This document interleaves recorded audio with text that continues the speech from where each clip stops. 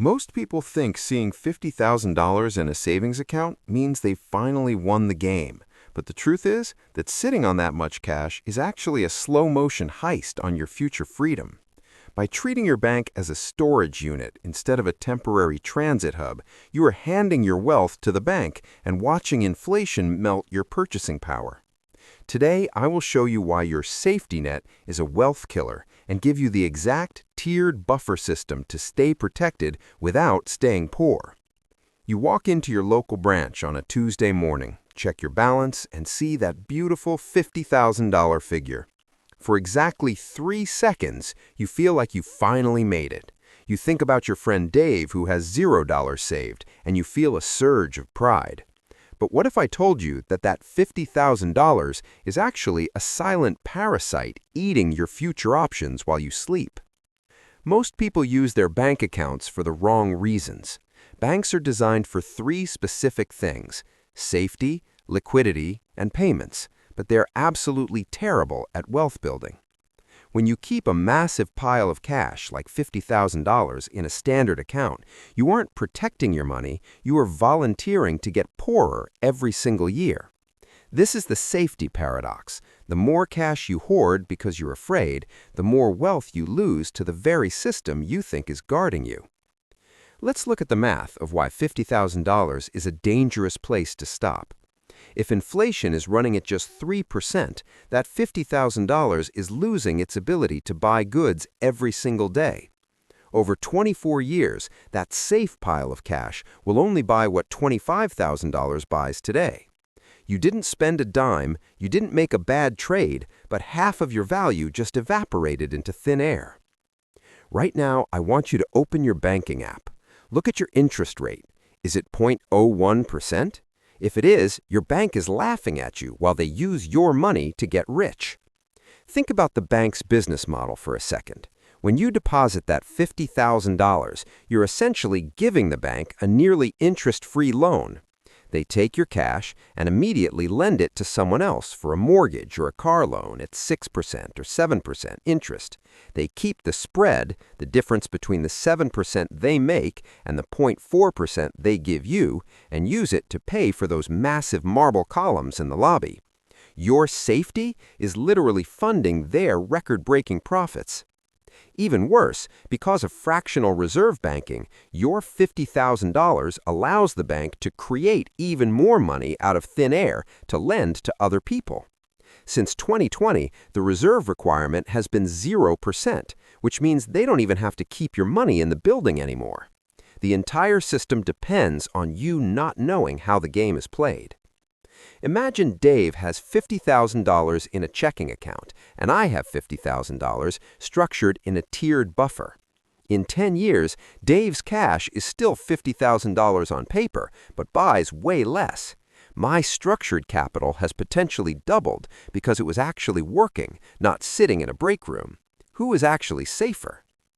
The reason people like Dave stay stuck at $50,000 is because of a psychological trap called loss aversion. We feel the pain of losing $1,000 twice as intensely as we feel the joy of gaining $1,000. Because you worked so hard to save that 50 grand, your brain becomes hyper-vigilant about anything that might make it go down. You start treating it like plutonium. You're too afraid to touch it, even to invest it in something that would make your life better. This leads to the anxiety plateau.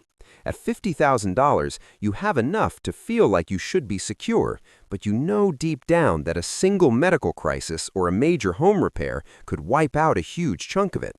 So you lie awake at night doing disaster mathematics, wondering if $50K is enough for a transmission failure, a roof leak, and a job loss all in the same month.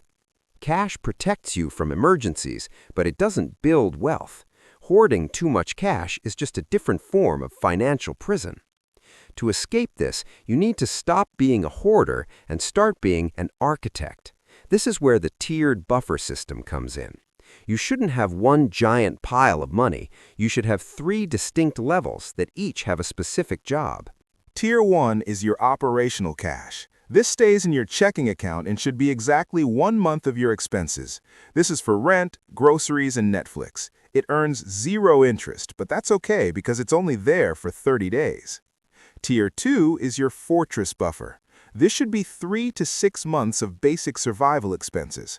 This money does not stay in your checking account. It goes into a high-yield savings account, HYSA, at a completely different bank. Right now, these accounts pay 10 times more than your local branch.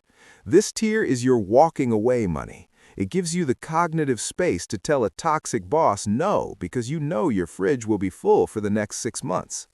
Most people think an emergency fund is for emergencies. It's actually a performance enhancer for your brain. It buys you the ability to think clearly when everyone else is panicking. Tier 3 is your opportunity capital. Any dollar over your 6-month buffer is a soldier that needs to be sent to the front lines. This is the money that goes into low-cost index funds or total stock market ETFs. Over the long term, the market has averaged 8 to 10% returns, which is the only way to actually outrun inflation. If Dave takes his $50,000 and applies this system, his life changes instantly. Instead of seeing one big number that he's afraid to touch, he sees $5,000 in checking, $20,000 in a Fortress HYSA, and $25,000 in the market. He still has $25,000 in cash for peace of mind, but he also has $25,000 that is finally working a 24/7 shift for his future self. Take your monthly expenses and multiply by 6. If your current bank balance is higher than that number, you are losing money every single minute. Write that surplus number down right now. Many of you are thinking, but Theo, what if the market crashes? Here is the reality check. The market will crash. It has fallen by 20% or more dozens of times in history, but every single crash has been followed by a recovery that hit new all-time highs. If you have your Tier 2 Fortress buffer in cash, you don't care if the market drops. You don't have to sell your investments at a loss to pay for a flat tire. You just wait. The volatility is simply the fee you pay for the privilege of long-term wealth. Truly wealthy people don't have better luck or secret tips. They just have a different identity. They don't see themselves as savers who hide money under a digital mattress. They see themselves as owners who put capital to work. They understand that money is a tool for creating a life where they can spend Tuesday afternoon at the park without asking for permission. If you stay stuck in the saver identity, you will always be a resource being harvested by the banking system. You will work 40 years to pay for a lifestyle the bank sold you on credit, while they use your savings to fund their own expansion. But if you shift to the architect identity today, you start building a foundation that makes you unbreakable. If you invested just $500 a month instead of letting it sit in a checking account, you could have over $800,000 in 40 years. That is the price of safety that most people never calculate.